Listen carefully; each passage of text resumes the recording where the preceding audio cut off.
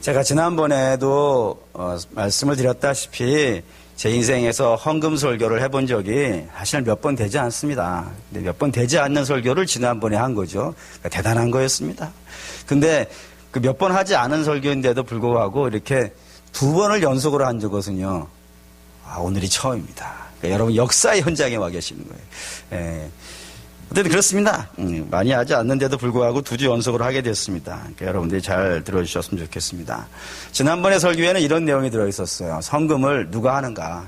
헌금을 누가 하냐면 하나님의 은혜를 맛본 자, 하나님을 향하여서 마음을 돌이킨 자, 그런 사람들이 하는데, 그런 사람들, 하나님의 은혜를 맛본 자들은 반드시 헌금이라는 것을 통하여서 하나님의 역사에 참여하게 되고, 그 하나님의 역사에 참여하는 헌금을 할 때는요, 가벼운 마음으로 하는 것이 아니라 최선의 헌금을 드리고, 이 최선의 헌금을 드릴 때 하나님의 놀라운 역사가 나타나며 그 역사를 통하여서 우리의 신앙생활이 풍성해지고 놀라워진다라는 말씀을 지난번에 드렸습니다.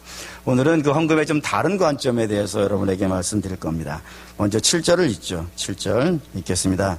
오직 너희는 믿음과 말과 지식과 모든 간절함과 우리를 사랑하는 이 모든 일에 풍성한 것 같이 이 은혜에도 풍성하게 할지니라. 지금 사도 바울이 무슨 이야기를 하고 있었냐면 헌금 이야기를 지금 8장에서부터 쭉 하고 있는 거예요. 그러니 당연히 지금 여기도 헌금 이야기를 하는데 이런 식으로 풀어가고 있는 겁니다. 너희는 여기 고린도 교회고요. 너희는 믿음이 어떻다고요? 믿음도 많고 그리고 말의 능력도요. 있고 또 지식도 풍성하고 또 우리를 사랑하는 마음도 너희 충분하다. 그러니 어떻게 하라고요? 이 은혜에 참여하라 그러는 거예요. 그러니까 지금 헌금 이야기하고 있는 중이라 그랬어요. 그래서 헌금에 동참하라라고 이야기하는데 그 헌금에 동참하라는 이야기를 뭐로 대치해서 설명하고 있는 거예요? 은혜로 설명하고 있다는 것이 이제 오늘 우리가 봐야 되는 겁니다. 그러니까 헌금하는 것이 그냥 단지 돈 내는 것이 아니고 은혜에 참여하는 것이다라고 이렇게 설명하고 있다는 거예요. 그러면 이제 우리가 좀 은혜라는 것에 대해서 먼저 살피고 가야 이야기가 좀 될 것 같습니다. 우리가 알고 있는 대로 은혜라고 하는 것의 가장 전형적인 모습이 등장하는 곳이 어디죠? 십자가입니다. 십자가가 은혜에 가장 나타나는 가장 중요한 모습인데 그 십자가에는 중요한 원리가 있는 거예요. 이런 원리가 있습니다. 우선은 하나님이 이 땅에 너무너무 사랑하는 자들이 있습니다. 누구죠? 하나님의 자녀된 사람들. 하나님의 자녀된 사람들을 무척이나 사랑을 하시는데 그 하나님의 자녀된 자들이 사랑을 받지 못하고 있는 거예요. 사랑을 받지 못하는 건 뭐 때문에 그런 겁니까? 그들이 죄의 종으로 살고 있기 때문이에요. 그래서 죄의 종으로 살고 있기 때문에 사랑을 못 받는 것을 넘어서서 또 다른 것들도 있어요. 예를 들면 심각한 고통에, 죄가 우리의 모든 고통의 시발점 아니겠어요. 그랬더니 심각한 고통에도 있고 그 심각한 고통에 있는 것을 또 넘어서 가지고 하나님이 우리를 향한 기대와 하나님이 우리에게 주신 사명이나 하나님이 우리에게 주신 뜻을 이룰 수 있는 능력이요, 하나도 없어진 거예요. 그러니까 사랑도 못 받죠. 고통은 직사하게 받죠. 그리고 하나님이 주신 사명의 길도 못 가는 이런 삼중고에 빠져야 됐단 말입니다. 하나님의 뜻은 분명한 거예요. 이 세 가지가요, 회복되는 거예요. 하나님은 당신의 자녀가 사랑받는 자녀가 되기를 원하시고, 하나님은 당신의 자녀들이 그 죄의 고통에서부터 벗어나기 원하시고, 하나님은 당신의 자녀들이 하나님께서 허락하신 그 사명의 길을요, 갈 수 있기를 바라신단 말이에요. 그러면 이것을, 이 삼중고의 고통에서부터 벗어나기 위해서는 뭐가 먼저 선행되어야 되는 겁니까? 이제 죄가 먼저 해방이 되어야 되는데, 죄의 문제가 해결이 되어줘야 되는데, 문제는 이 죄의 문제를요, 죄인이 해결을 못한다라는 겁니다. 죄인이 해결을 못하고 누가 해결을 해야 되는 거예요? 죄 없는 자가. 죄 없는 자가 이 땅에 들어오셔가지고 죄의 짐을 지고, 그 또 말로요, 말로써 그냥 죄를 해결해 준다 이렇게 하면요, 안 되는 거예요. 죄라는 것은 반드시 뭐를 요구해요? 대가를 원한다 이거예요. 삭스를 원한다 이거예요. 근데 그 삭시 뭐였던 것이죠?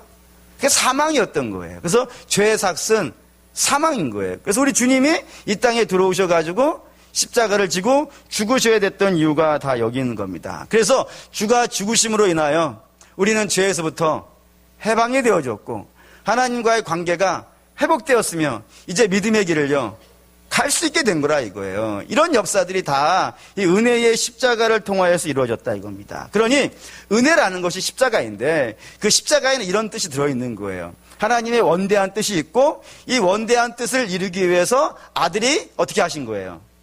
참여하신 거예요. 그것도 억지로? 안 하려고 하는데 강제로 끌고 와가지고? 아니죠. 어떻게 해요?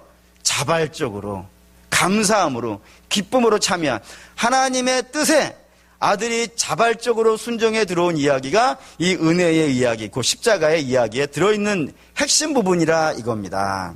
이것이 헌금에도 그대로 적용이 되더라 이겁니다. 십자가의 원리가 그대로 적용되는 거예요. 하나님께서 이 땅에서 아주 특별하게 사랑하는 곳이 있어요. 어디죠? 교회입니다. 하나님의 피조물 중에서 하나님이 굉장히 사랑하시기 때문에 심지어는 교회를 뭐로 부르시는 거예요? 신부라. 예. 신부 사랑스럽지 않습니까? 세상에 신랑이 가장 좋아하는 게 누구겠어요? 뭐 아들 이러면 아들 그럼 곤란한 거예요. 아들이 아니고 딸도 아니고 예? 신랑은 누구를 좋아해요? 각시만 좋아해요. 진짜예요. 예. 그게 정상적인 거예요. 그래서 저는 이제 여러분에게 부탁드리는 것 중에 하나가 뭐냐면 늘 그러잖아요. 종종 그러지 않습니까? 계란 후라이는 누구 주라고요? 아직도 계란 후라이를 자식 먼저 주시는 분이 있다면은 저한테 꼭 신고를 하십시오. 제가 3박 4일 거기 앉아가지고 예. 가장 좋은 거는 남편을 주고 가장 좋은 거는 각시를 주고 남은 거를 자식 줘요. 그래도 걔네들은 나중에 좋은 거 입을 지 각시한테 얻을 거고 지 신랑한테 얻지 않겠어요. 이런 얘기 할까요? 뭐 곁다리지만 하나 하고 가죠. 아주 유명한 목사님이 한 분 계세요. 그분이 1.4.5태 때 북한에서부터 이제 도망쳐 내려오신 거예요. 남쪽으로. 내려올 때 어떻게 내려오냐면 각시하고 사모님하고 아들 하나하고 이렇게 셋이서 내려오는 거예요. 셋이서 내려오는데 오다가 그냥 강에 빠진 거예요. 강에 빠졌으니까 목사님 어떻게 이렇게 혼자 나왔고 사모님도 했는데 문제는 사모님하고 애가 떠내려가는 거예요. 그러니까 이제 누굴 건져야 되는 거예요. 그렇죠. 그게 정상인 거예요. 근데 이 목사님과 사모님이 뭐라 했냐면 애 먼저 건지시라고. 그래야지 목사님이 그냥 그 얘기 듣고 애를 건지고 사모님을 놓친 거예요. 그리고 이제 이분이 죽으시면서 간증한 거예요. 마지막에 간증한 게 뭐였냐면 울시면서 그러시는 거예요. 그때 부인을 건졌어야 되는데. 아들을 버리고 부인을 건졌어야 되는데. 그게 마지막 그분의 설교 메시지 중에 하나였어요. 제일 중요한 거를 순서를 구별하셔야 돼요. 예. 어쨌든 이제 곁다리니까 그만하고. 예. 어쨌든 그렇습니다. 네. 하나님에게는 가장 좋아하는 것이 피조물 중에 교회예요. 그래서 하나님은 이 교회가 하나님의 뜻 아래에 있기를 원하고 하나님의 사명을 감당하기를 원하고 하나님의 진리의 빛을 비추기를요 원하신다고요. 근데 이 일을 이루시기 위해서 주님이 이제 간섭하시고 일을 하실 거예요. 근데 재미있는 것은 이 일을 당신 혼자 할 생각은 없는 거예요. 당신 혼자 하지 않으세요? 설교도 주님이 직접 와서 하시면 얼마나 좋겠어요. 그리고 봉사자들도 다 천사를 불러다가 시키면 얼마나 좋겠어요. 하나는 그렇게 하시지 않는다 이거예요. 당신이 주도하시지만 그 주도하는 역사에 항상 어떻게 하시는 거예요? 당신의 자녀들, 당신이 사랑하는 자녀들, 당신의 피로 건진 자녀들을 어떻게 하시고 싶어 하세요? 참여시키고 싶어 하신다 이거예요. 왜 그럴까요? 그런 이유를 한번 요한복음 6장에서 한번 찾아볼게요. 요한복음 6장 한번 펴놓을까요? 우선 요한복음 6장. 요한복음 6장 펴놓으시고요. 여기 이제 오병이어 이야기가 나와요. 여기 이제 현장이 어디냐면 갈릴리 근처입니다. 그래서 우리는 그냥 갈릴리 교회라고 하죠. 왜냐하면 주께서 설교하고 계시고 주께서 고쳐내시고 있기 때문에 주님의 교회, 갈릴리 교회라고 하죠. 여기에서 주님께서 많은 성도들을 불러 모으시고 거기에다 일일이 말씀을 선포하고 있었어요. 천국 복음을 선포하고 계셨고 또 중간중간에 병든 자들을 고치시면서 놀라운 역사들을 만들어가고 있었습니다. 그때 그 교인들이 허기진 문제가 생겼어요. 육체의 문제가 생겼고 상황의 문제가 발생되어졌어요. 그때 주께서 뭐라 그러시냐면 6장 5절입니다. 6장 5절 읽을게요. 예수께서 눈을 들어 큰 무리가 자기에게로 오는 것을 보시고 빌립에게 이르시되 우리가 어디서 떡을 사서 이 사람들을 먹이겠느냐 하시니, 이 말씀을 좀 간단하게 표현한다면, 야, 저 사람들 먹을 게 없는데 어떻게 하라고요? 너희가 줘라 라고 얘기하시는 거예요. 주께서 너희가 주자.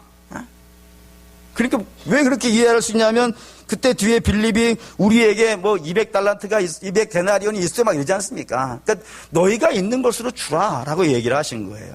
한번 생각해 보시죠. 주께서 이 사람들을 먹일 능력이 없어서 제자들에게 너희가 주라고 하셨을까요? 아니죠. 우리 주께서 이 사람들을 먹일 수 있는 능력이 있다는 사실을 우리가 뭘로 확인할 수 있을까요?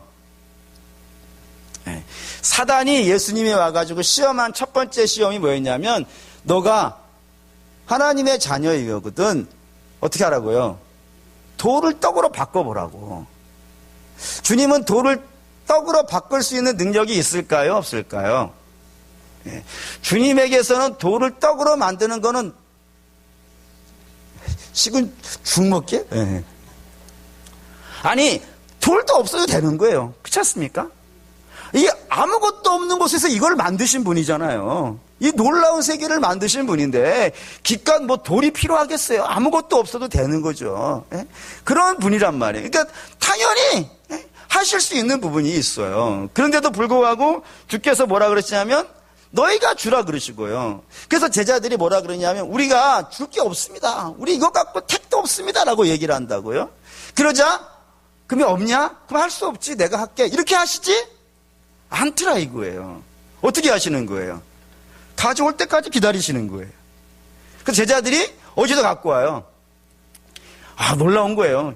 200데나리온 냅두고 도시락만 들고 오는 이런 제자들인 거예요. 이게 계산이 안 되는가 봐요, 걔네들은. 200데나리온을 내지 왜 도시락을 냈을까요? 좀 이따 합시다, 그거는. 어쨌든 주께서 그 도시락을 받아 들고 나서 축사하셔가지고 이 5,000명을 먹이시고 12강주를 남기시는 일을 한다 이겁니다. 여기서 우리 분명히 주님의 뜻을, 의도를 이해할 수 있어요. 뭐냐면 주께서는 당신이 이 백성들을 먹이고 이끌어 가시는 것을요, 그들의 영혼의 문제는, 죄에서 건지는 문제는 당신이 직접 하시지만 이들의 여러 가지 환경적인 문제를 개선해 가는 것은요, 같이 하고 싶어 하시더라는 겁니다. 혼자 하는 것이 아니고요, 같이 하고 싶어 하시더라는 거예요. 왜 그럴까요? 중요한 이유가 있습니다. 우리 주님은 당신의 사랑하는 자녀들에게 은혜를 가르치고 싶어 하신다 이거예요. 아버지의 마음을 가르치고 싶어 하고 아버지의 뜻을 가르치고 싶어 하신다 이거예요. 근데 왜 이걸 이렇게 하셔야 되냐면, 이거 사람이 가지고 있는 중요한 특징 때문에 그렇습니다. 사람은 어떤 특징이 있냐면요, 꼭 경험해 봐야 알아요. 그게 참 희한해요. 자기가 그걸 경험해 봐야 알아요. 예를 들어 볼게요. 김소월이라고 하는 유명한 시인이 있습니다. 그 시인이 쓴 시 중에 부모라고 하는 시를 혹시 아십니까? 그거를 모르시는 분은 나훈아라는 가수를 아실까요? 이 나훈아 씨가 그 부모라는 김소월님의 시를 갖다가 부모라는 노래를 발표를 했어요. 그 가사가 이렇습니다. 낙엽이 우수수 떨어질 때. 아시겠습니까 이제? 목사님은 나이가 몇인데 그런 노래를 목사는 나이가 없죠?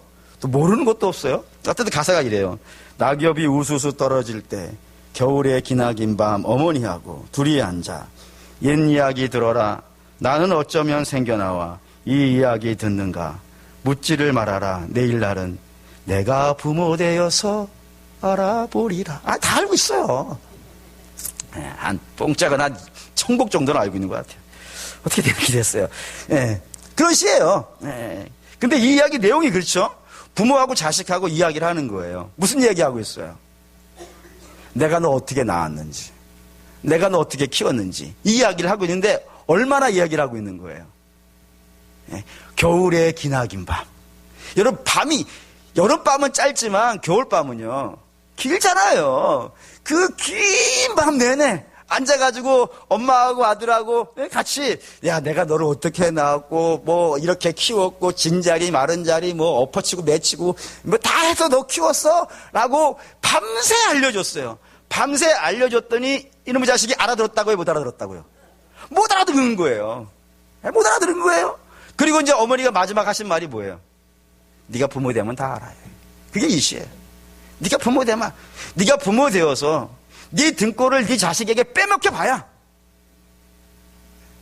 그 진자리 마른 자리를 네가 가려줘 봐야, 네가 그거를 위해서 눈물 흘려 봐야 그때서야 이 어미의 마음을 알게 될 것이고, 그 어미의 마음을 알아야 사람은요 훌륭해지는 거예요. 그때 철들었다 그러는 거예요. 그런 식인 겁니다. 그러니까 성도도 마찬가지예요. 성도가 언제 그리스도의 마음을 알아요? 단지 글을 읽으면 알아요? 그냥 이렇게, 예? 그냥 이렇게, 예? 그냥 앉아있으면 아는 거예요? 그렇지 않아요. 그리스도의 마음을 갖고 그리스도가 내어주듯이 자기의 몸을 내어줘 봐야 비로소 안다 이거예요. 말로는 사랑이 안 되는 거예요. 그래서 말로는 그리스도의 사랑을 아무리 이야기해도 알 수가 없어요. 근데 그 그리스도의 사랑을 자기가 주의 명령에 따라서 은혜를 입어가지고요, 그걸 해봐야 된다 이거예요. 그래서 로마서 5장 8절은 굉장히 유명한 말씀이에요. 우리가 아직 죄인 되었을 때에 그리스도께서 우리를 위하여 죽으심으로 하나님께서 우리에 대한 당신의 사랑을요 증명하셨다 이거예요. 확증하셨다 이거예요. 하나님 사랑 그런 거라 이겁니다. 하나님 사랑은 말로 하는 사랑이 아니라 어떻게 하는 사랑이에요? 예, 자기의 가장 귀한 것, 당신이 가지고 있는 것 중에서 가장 귀한 것인 아들을 내어주시는데, 그 내어주신 것을 누구를 위해 내어주신 거예요? 죄인들을 위해서, 자격 없는 사람들을 위해서. 그것을 내어주시는 것이 하나님의 사랑이라 이겁니다. 그러면 주의 백성들, 그 주의 아들의, 하나님의 아들을 통하여서 구원받은 백성들도 그런 몸으로 하는 사랑들이 있어야 그 마음을 이해된다 이거예요. 그렇다고 우리가 우리의 목숨을 내어줄 수는요 없는 거죠. 그렇지 않습니까? 뭐 간혹 그러니까 숨겨야 할 일이 있을 수도 있긴 했지만 기본적으로 우리는 그걸 다 그렇게 하는 건 아니에요. 또 자식을 내어줄 수 있겠습니까? 그건 우리에게 주어진 게 아니에요. 우리가 집을 팔아서 내줄 수 있겠습니까? 우리는 그런 걸로 내줄 수 있는 사람이 아닌 거예요. 우리가 할 수 있는 것으로, 우리가 가지고 있는 것 중에서 제일 귀한 게 뭐예요? 그래서요, 그런 거 중요한 거 다 빼버리면, 내 생명, 우리의 가족의 생명, 우리의 집, 뭐 이런 거 정말 중요한 거 다 빼버리면 우리가 내놓을 수 있는 것 중에서 제일 가치 있는 게 뭐인 거예요? 결국에는요, 지갑인 거예요. 지갑에 있는 것을 내놓으면서 하나님이 정말로 귀한 걸 내어주셨는지를 맛보는 거라 이겁니다. 그러면서 하나님의 사랑을, 하나님 얼마나 귀한 것들 내주셨는지 그걸 조금씩 알아가고 성장해가는 것이 성도의 모습이라 이겁니다. 이거를 가장 잘 설명해 준 걸 한번 보시죠. 데살로니가전서 1장입니다. 데살로니가전서 1장.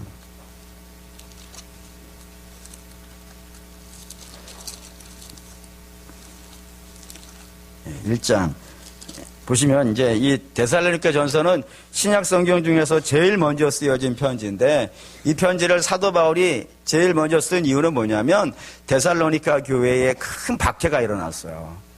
그 박해를 통하여서 나타난 일들을 듣고 이 교회를 위로하고, 그 박해가 어떤 의미가 있고 우리가 어떻게 견뎌야 되는지 뭐 이런 내용들을 급하게 써보내야 됐기 때문에 이제 보내진 편지라고 되어 있는데, 구직의 오늘은 2절하고 3절을 좀 읽어보겠습니다. 읽을게요. 우리가 너희 모두로 말미암아 항상 하나님께 감사하며 기도할 때에 너희를 기억함은 너희의 믿음의 역사와 사랑의 수고와 우리 주 예수 그리스도에 대한 소망의 인내를 우리 하나님 아버지 앞에서 끊임없이 기억함이니. 예. 사도 바울이 이 교회를 위해서 많이 기도한다 이거예요. 근데 많이 기도하는데 그 이유가 뭐였냐면 이 교회는 세 가지가 나타났다 이겁니다. 첫째는 뭐예요? 믿음의 역사. 이게 이제 순교입니다. 믿음이라는 건 말이죠, 그냥 말로 내가 믿습니다 뭐 이 정도에 돼가지고는 안 되는 거예요. 믿음이 있으면 역사가 있어야 돼요. 근데 그 역사 중에서 최고의 역사는 이 순교회 때에 하나님의 은혜를 입어 순교할 수 있었던 교회가 이제 데살로니가 교회라 이거예요. 세 번째는 그런 순교가 있음에도 불구하고 낙심하지 않았던 이유가 나와요. 그래서 낙심하지 않았던 이유가 뭘까요? 그 소망에 인내가 있는 거예요. 그게 어디서부터 온 소망이라고요? 예수 그리스도로 말미암아. 예수 그리스도로 말미암은 소망이라는 건 뭐겠어요? 예수님이 죽으신다 이거예요, 하나님의 뜻으로. 근데 예수님의 죽으심은 하나님의 뜻으로 죽은 것인데 그 뜻으로 죽는 죽음은 죽음으로 끝나는 것이 아니고요. 부활로 연결된다 이거예요.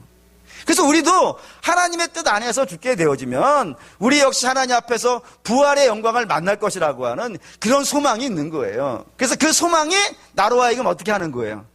그 고난을 극복하고 인내할 수 있는 힘이 오직 예수로만 붙어만 온다 이거예요. 이제 그런 것이 나타났다 이거예요. 근데 오늘 우리에게 얘기하려는 것은 두 번째인 거예요. 그 두 번째가 뭐였다고요? 사랑에는 말이라고요? 아니라는 거예요. 사랑은 어떻게 하는 거라고요? 수고로 한다 이겁니다. 이 말이 무슨 뜻이냐면, 그래서 이 데살로니가 교회에서 많은 순교 사람들이 생겼고 또 감옥에 들어가는 사람도 생긴 거예요. 그래서 결국에 어떤 일이 발생됐냐면 많은 사람들이 순교하고 많은 사람들이 감옥에 들어가니까 그 뒤에 남은 가족이 생긴 거예요. 예를 들어 부인이 남아있고 또 어린 자식들이 남아있는 거예요. 이제 이게 불쌍한 상황이 된 거 아니겠습니까? 한 가정의 가장을 잃어버렸으니까 불쌍한 상황이 된 거예요. 그거를 이제 어떻게 했다는 거예요? 아유, 어떻게 해요? 예? 그래도 왜 견뎌야죠. 예? 소망을 갖고 견딥시다. 이렇게 하고 돌아갔다고요? 아니라는 거예요. 수고했다고요. 저들을 위해서. 예? 수고했다는 건 자기 주머니 털기 시작한 거예요. 털어서 오늘 갖다 주고 내일은 또 누가 갖다 주고 한 달 뒤엔 누가 갖다 주고 그러면서요. 예, 그 시간들을 같이 수고하면서 견뎌냈다는 겁니다. 그게 헌금이었다 이거예요. 그렇게 헌금했다고요. 그래서 그 어려움들을 극복해갖고 그들의 수고로움이, 그 땀 흘림이, 그들의 애씀이 이 고린도 교회에 나타났다 이겁니다. 그래서 이것이 마게도니아에 있는 모든 교회에 또 아가야에 있는 모든, 이게 다 그리스인데, 그리스하고 지금의 마게도니아인데 그 마게도니아에 있는 모든 교회예요. 너희가 본이 되었다 이겁니다. 본이 되었다고. 그 섬김과 그 사랑이 너희의 본이 되었다고. 그것이 진짜 사랑이라고. 라고 이렇게 사도 바울이 이야기하는 겁니다. 그걸 오늘 이제 8절로 보시죠. 본문 8절. 고린도후서 8장 8절. 8장 8절. 읽겠습니다. 내가 명령으로 하는 말이 아니요 오직 다른 이들의 간절함을 가지고 너희의 사랑의 진실함을 증명하자 합니다. 너희 사랑한다라고 이야기하는데, 너희 안에 사랑이 있다라고 얘기하는데 그 사랑을 말로 하지 말라 이거예요. 말로 하지 말고 그 증명하라 이거예요. 뭘로 증명하라는 거예요? 교회를 위해서 헌금하라. 너희가 정말로 하나님을 사랑한다면, 그리고 하나님이 너희에게 사랑하라는 명령을 들은 자들이라면은 반드시 이 헌금함으로 사랑을 증명해야 된다 이거예요. 비록 그들이 대단치 않지만, 그들이 나하고 어떤 특별한 관계가 있는 것도 아니고, 내가 그 헌금을 했다 해가지고 뭐 내게 뭐 어떤 이익이 돌아오지 않는다 하더라도 하나님이 명한 것이고, 너희가 하나님의 사랑을 한다면, 하나님을 사랑한다면 당연히 그렇게 헌금을 해야 된다는 겁니다. 이거를 우리 주님께서 설명을 이렇게 하시는 거예요. 이걸 할까요? 요한복음 21장에 가면은 부활하신 예수님과 베드로의 대화가 나와요. 그때 부활하신 주님과 베드로가 대화를 나누는데 주께서 베드로에게 물으세요. 뭐라고 묻죠? 너무 유명하니까 안 찾은 거예요. 뭐라고 물으셨어요? 너 나 사랑하냐? 너 정말 나 사랑하냐? 그때 베드로가 뭐라 그러죠? 내가 주님을 사랑하는 것을요, 주님이 아시지 않습니까? 내가 내 입으로 말하기에는 너무 창피하고 한번 3번이나 부인한 사람이니까 내가 진짜로 사랑하는지 안 사랑하는지 주님이 아시지 않습니까? 라고 물은 거예요. 대답한 거예요. 그러자 주께서 뭐라 그러시죠? 너 내 양을 치라. 또 두 번째 하실 때도 내 양을 먹이라. 세 번째 하실 때도 내 양을 먹이라. 뭐 이런 식으로 표현하는 거 우리가 알고 있지 않습니까? 거기에 양이 누구예요? 그게 교회예요.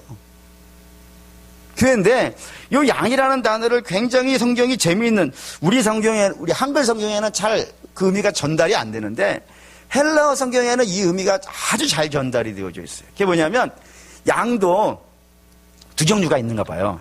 헬라어 단어에는. 근데 이 양이 큰 양을 부르는 양이 있어요. 어른 양, 뭐 개똥이 이런 식으로. 근데 애기 양, 이제 갓 태어나가지고 걷는 것도 벅차는 어린 양을 부르는 이름이 있는 거예요. 그게 아르니아라고 하는 거예요. 근데 이 아르니아라는 단어를 썼어요, 여기에.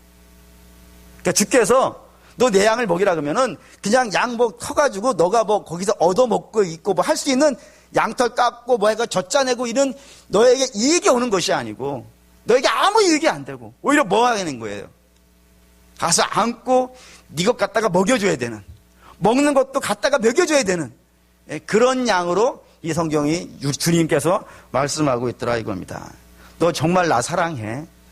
너 정말 나 사랑해? 그러면 너에게 아무런 득이 안 되고 너에게 아무런 기쁨이 안 되고 너에게 아무런 즐거움이 안 되는 그들을 위해서 네 것 줘야 돼.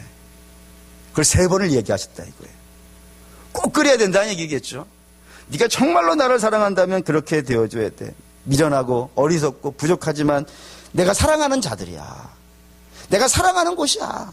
내 신부된 곳이야. 그러니 그들을 위해서 네가 그 몫을 좀 감당해 줘야 돼 라고 하시는 거예요. 그걸 사도 바울도 그대로 쓰고 있는 거예요. 이 사도 바울이 헌금을 모으고 있는 것은 예루살렘 교회예요. 예루살렘 교회하고 고린도 교회는 너무 멀어요. 너무 먼 교회. 어쩌면 관계도 없는 교회일 수도 있어요. 근데 그런 교회를 위해서, 그 교회를 하나님이 사랑하시니까 너희가 그 교회를 위해 헌금을 해서 저 교회를 어둠에서 빠져나오게 하는 것, 그 사역이 하나님의 뜻이고 그 하나님의 뜻에 너희가 참여하라고.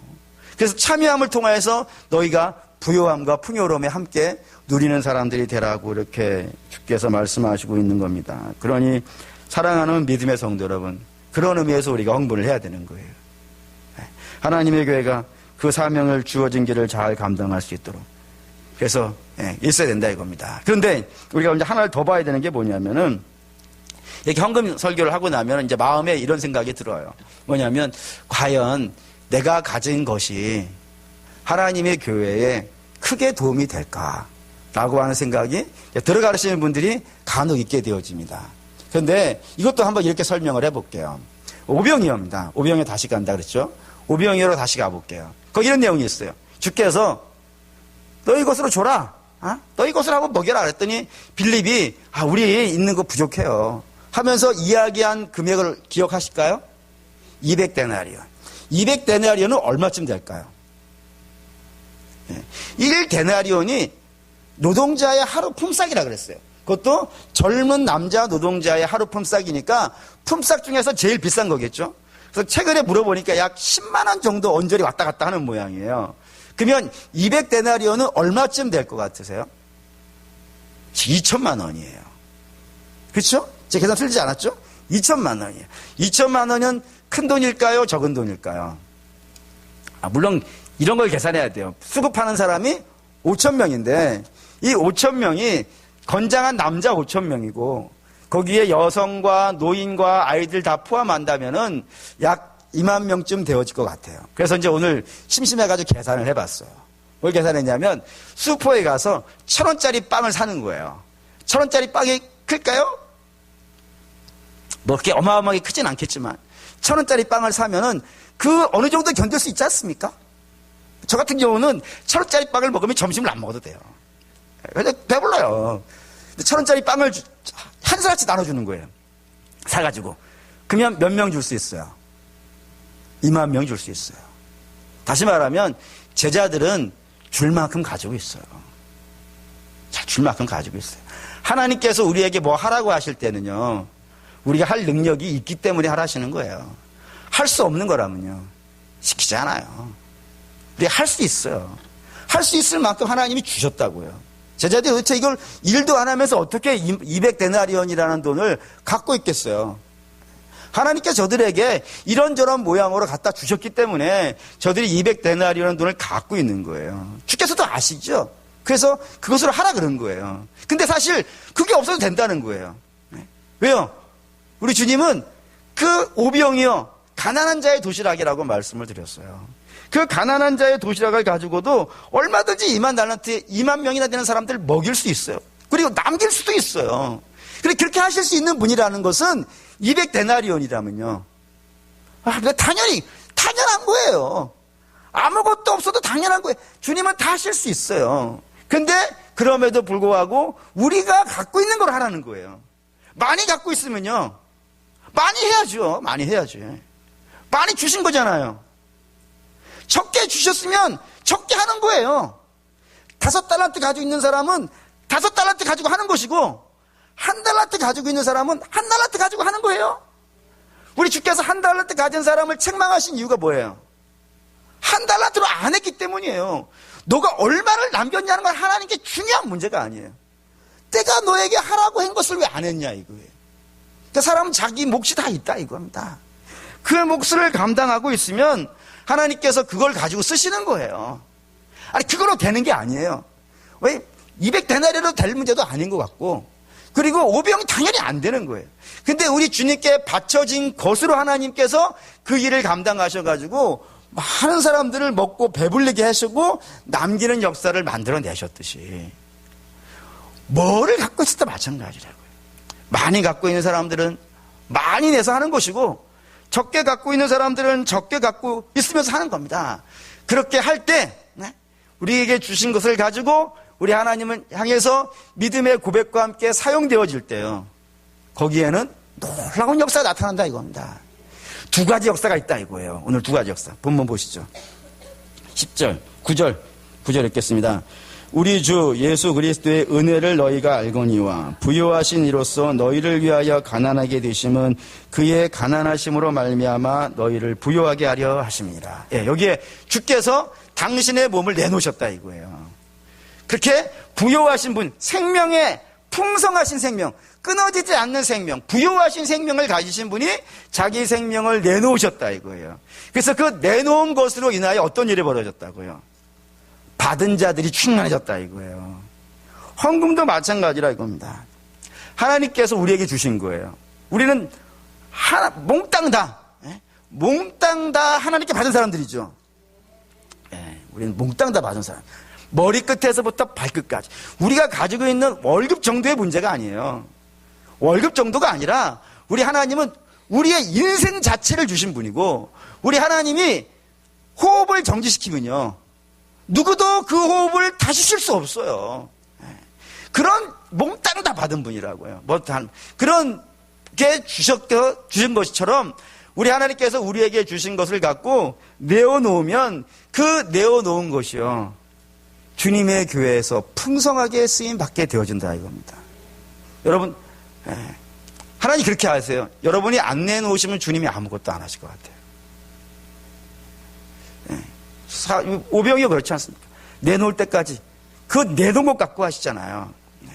우리 주님이 이렇게 하실 수도 있을 것 같아요. 막 이렇게 하늘에서 돈비가 떨어지는 거예요. 이렇게 하실 수 있겠죠? 나는 그렇게 하시지 않고 항상 하나님이 여러분들에게 조서시키시잖아요. 그렇게 해가지고 교회가 맡겨진 사명을 감당하게 하신다 이거예요. 그래서 교회는 제가 볼 때 21세기의 우리 교회는 세 가지는 반드시 잘하고 있어야 된다는 생각이 들어요. 세 가지 뭐냐면 교육과 전도와 선교입니다. 이거 굉장히 잘해야 돼요. 그렇죠? 그래서 교육 같은 경우에 이번에 우리 학생들 선교비 지원하는 거 보니까 작년에 선교비 반 정도 지원해 줬잖아요. 그랬더니 올해 많은 학생들이 용기를 얻었어요. 그래서 많이 참여하는데 앞으로도 그럴 수 있기를 소망합니다. 많이 줘야 돼요. 교육은 반드시 투자와 비례해 갑니다. 교육에, 그래서 우리 교육위원장님이나 또는 우리 교육자들이라든가 교사, 모든 분들이 함께 좀 머리를 맞대고 우리 아이들을 위해서 더 어떻게 투자를 할 수 있을까?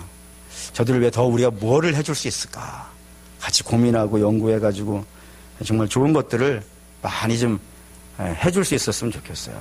학교에서 해줄 수 없는 부분들을 우리가 다 감당해주고 해줄 수 있다면은 아이들의 견문도 넓혀주고 학비도 줄 수 있고, 하여튼 여러 가지 문제를 우리가 좀 감당할 수 있고, 특별히 복음을 줘야겠죠. 복음을 주기 위해 선생님들도 가르쳐야 될 것이고, 여러 가지 좀 해야 될 일들이 있다고 생각이 됩니다. 그런 것도 해야 될 것이고, 전도도 마찬가지죠. 전도 돈 많이 들지 않습니까? 여러분도 해보시지만 전도하려고 하면은 최소한 전도 대상자들을 불러다가 밥도 몇 번 사야 되고 차도 몇 번 사야 되고 이렇게 가가지고 노력을 많이 해야 되잖아요. 그런 것들을 좀 할 수 있도록 지원도 좀 해야 될 것 같고, 또 지금 생각은 전도를 해도 우리가 시상도 좀 해야 될 것 같아요. 그런 것으로 해가지고 사람이 우리가 원래 상은 하나님께 하늘에 가서 받는 게 마땅하지만 또 사람의 격려도 우리는 좀 필요한 사람들이기 때문에 그런 것도 좀 감당해야 될 필요가 있을 것 같고, 선교도 우리 열심히 해야 되는 부분이라고 생각이 됩니다. 선교 좀 많이 하고, 바라고 원하기는 선교 헌금을 많이 했으면 좋겠지만 선교 헌금만을 가지고 우리가 이 일을 다 감당할 수는 없을 것 같아요. 그러려면 좀 일반 재정 속에서도 선교 지원비가 있었으면 좋겠고, 뭐 이런 생각들이 좀 있습니다. 그래서 선교를 1년 2차 간다든가, 뭐 여튼 여러 가지 것들을 앞으로는 우리가 해나갈 수 있는 그런 부분들이 있어야 돼요. 그래서 그렇게 많이 투자를 하고 많이 쓰면은 하나님의 교회가 좀 더 풍성하고 좀 더 은혜가 있고 좀 더 이렇게 좋아지지 않겠습니까? 그런 것들을 우리가 앞으로는 해나갈 수 있도록 이렇게 좀 돼야 될 필요가 있습니다. 그렇게 해서 교회를 우리 헌금해가지고 풍성해야 될 필요도 있고, 근데 교회만 풍성해지지 않습니다. 한 사람들도 풍성해져요. 볼까요? 빌립보서 2장 9절에서 11절. 2장 9절에서 11절. 319페이지입니다. 빌립보서 2장 9절에서 11절 읽겠습니다. 이러므로 하나님이 그를 지극히 높여 모든 이름 위에 뛰어난 이름을 주사 하늘에 있는 자들과 땅에 있는 자들과 땅 아래에 있는 자들로 모든 무릎을 예수의 이름에 꿇게 하시고 모든 입으로 예수 그리스도를 주라 시인하여 하나님 아버지께 영광을 돌리게 하셨느니라. 우리 주께서 이 땅에 오실 때 죽기까지 순종하셨다는 내용을 여기에 이제 담아 놓은 것인데 그 결론이에요. 근데 그 결론에 이렇게 써놓은 것이 굉장히 많이 생각하게 하는 거예요. 이러므로 하나님이 그가 누구죠? 예수님을 지극히 높여 모든 이름 위에 뛰어난 이름을 주사 하늘에 있는 자들과 땅에 있는 자들과 땅 아래에 있는 자들로 모든 무릎을 예수의 이름에 꿇게 하시고 모든 이름으로 예수 그리스도를 주라 시인하게 하여, 이렇게 되어 있는데 이게 좀 생각을 하게 되는 거예요. 왜냐하면 우리 주님은 이런 대접을 이렇게 해야 받으실 수 있는 분이에요? 아니죠. 우리 주님 자체가 하나님이시잖아요. 하나님은 더 이상 갈 데가 없는 게 하나님 아니에요? 성부 하나님이 성자 하나님을 이렇게 높여줘야 높여지는 분이 아니잖아요. 그분 자체가 높은 분이에요. 근데 성경은 이렇게 쓰고 있는 거예요. 주께서 죽으셨기 때문에, 하나님의 뜻을 이루기 위해 죽으셨기 때문에 성부 하나님이 이렇게 높여주셨다라고 한단 말이에요. 왜 이렇게 쓰고 있을까요? 그러니까 우리 주님이 높아져셔야 되는 분이 아니라 이게 우리의 신앙의 본이 된다 이거예요. 하나님의 뜻을 위해서 나를 내놓은 사람을 하나님께서 그를 가볍게 대하지 않으실 거예요. 그를 굉장히 존중해 주실 것이고 그를 높여 주실 것이고 그를 칭찬해 주실 것이고요. 그럴 거야 이겁니다. 주께서 그렇게 높아지셨듯이 우리도 그렇게 높여주시겠다라고 말씀하고 있다는 겁니다. 그래서 사랑하는 우리 믿음의 성도 여러분, 헌금을 한다는 것은 헌금을 통하여서 교회도 풍성해지지만 성도 여러분 한 분 한 분도요 풍성해지게 돼 있어요. 은혜가 충만하게 되어 있고요, 하나님의 마음을 알아가게 되어 있고요, 그 신앙에 철이 들게 되어져 있고요, 신령하게 되어져 있더라 이겁니다. 그러니 그런 복을 우리 사랑하는 모든 성도들이 받으시기를 주의 이름으로 축원합니다. 그래서 헌금 제대로 하셔야 되는 거예요. 헌금 어떻게 하면 제대로 할까요? 여러분에게 이제 부탁드리는 것인데, 여러분 헌금을 너무 과분하게 안 하셔도 됩니다. 여러분들은 생활인이십니다. 때문에 여러분들의 생활을 하시는 것을 반드시 생활을 잘 해가셔야 돼요. 그래서 하나님이 원하시는 것은 10분의 1입니다. 10분의 1입니다. 10분의 1을 정확하게 하시기를 바랍니다. 그건 굉장히 중요한 문제예요. 하나님이 그것으로 받으시는 거예요. 여러분이 10분의 1 헌금을, 11조 헌금을 잘 감당하시고 헌금하기 위해서 빚을 내신다든가 헌금하기 위해서 집을 파신다든가 그러실 것까지는 없습니다. 여기 아멘이 나올 거라고 나름 계산을 한 것인데 어쨌든 하나님 여러분들이 11조를 정확하게 하셔야 돼요. 그 만만한 문제는 아닙니다. 그리고 10분의 9로 사셔야 돼요. 부족하게 사셔야 돼요. 그리고 그 부족한 것을 하나님께 항상 구하셔야 돼요. 하나님 이 부족을 하나님의 신령한 것으로 채워주십시오. 그러셔야 돼요. 그러니까 성도는 남아서 철철철 흘리고 살면 안 돼요. 항상 10분의 1 뗀다는 거는 적은 게 아닙니다. 거기에 뭐 감사원금 묻고 뭐 이렇게 붙다 보면은 좀 만만치 않게 빠져요. 그래서 그 부족한 걸 갖고 사셔야 돼요. 그래서 헌금은 요거를 내가 하나님께 내가지고 뭐 딴 걸 받아와야지 이런 계산을 하는 게 헌금이 아닌 거예요. 이미 나한테는 충분히 받은 거예요. 그걸 떼고 부족하게 사세요. 부족하게. 억울하십니까? 그거 억울해하지 마십시오. 하나님, 나 부족한데 하나님께서 특별한 은혜를 베푸시사 이게 부족하지 않게 해주십시오. 이게 성도가 살아가는 길이에요. 그러니까 우리 사랑하는 믿음의 성도 여러분, 부족한 걸 가지고 하나님을 의지해서 살아가셨으면 좋겠어요. 그러면 더 놀라워질 거고 더 신령해질 것이고 더 아름다워질 거예요. 그런 경험이 있어야 돼요. 그런 경험이 돈으로 사는 것이 아니고 우리 하나님의 은혜로 사는 것들을 부족함 속에서밖에 경험할 수가 없어요. 안 그렇겠습니까? 넘치면 잘 기도 안 해요. 힘들고 어려운 부분들이 있어야 비록 성도들이 기도한다고요. 그러면서 하나님의 은혜를 더 체험하게 되어 있다 이겁니다. 그러니 사랑하는 믿음의 성도 여러분, 분명한 헌금들을 하십시오. 뭐 딱 보니까 여러분들은 잘하시는 분들이지만 그래도 하셔야 됩니다. 헌금하실 때 더 많이 기도하시고 하나님 제가 제대로 헌금할 수 있도록 은혜가 있어야 합니다. 은혜를 베풀어 주셔서 하나님 사랑하게 하시고 하나님 더 깊이 알게 하시고 헌금 뗄 때 물론 비교되는 건 아니죠. 하나님의 아들을 내주시는 것과 내가 돈 내놓는 것 어떻게 비교가 되겠습니까? 하지만 만만한 문제라고 생각하지는 않습니다. 그거 떼시면서 하나님의 마음을 만분의 1, 억만분의 1이라도 알아가는 그런 마음들 갖게 해주십시오라고 하면서 기도하시면 하나님께서 그 떼어낸 곳에 신령한 역사들을 나타내시사 교회는 교회대로 풍성해지고 여러분은 여러분대로 충만해질 줄 믿습니다. 그런 복이 있으시기를 주의 이름으로 축원합니다. 아멘. 기도하겠습니다.